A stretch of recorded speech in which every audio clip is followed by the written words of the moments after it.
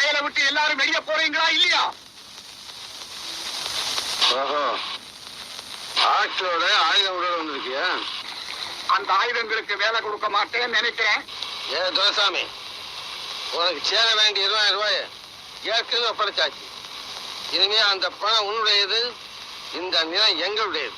இந்த நிலம் யாருன்னு முடிவு பண்ணத்தான் இப்ப நான் இங்க வந்திருக்கிறேன். நான் அதுக்காகத்தான் வந்திருக்கேன். துரைசாமி, எங்க பரம்பரைக்கு சோறு போட்டு வளர்த்த பூமி இது. மானம் மரியாதை உள்ள எவனும் உயிர் போனாலும் தன் நேரத்தை மற்றவங்களுக்கு விட்டுக் கொடுக்க மாட்டான்.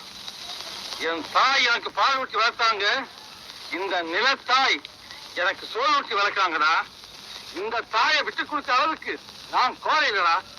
ஒரு பிடி மண்ணுக்காக எந்த தியாகத்தையும் செய்கிற பரம்பரையில வந்தவன் தானா?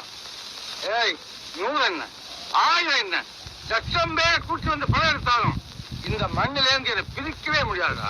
என் ரத்தம் வடிஞ்சா இந்த மண்ணில் தான் கலக்கும். என் உடல் கீழே விழுந்தா இந்த மண்ணைத்தான் அணைக்கும். என் உயிர் போனாலும் இந்த மண்ணில் தான்டா போகும்.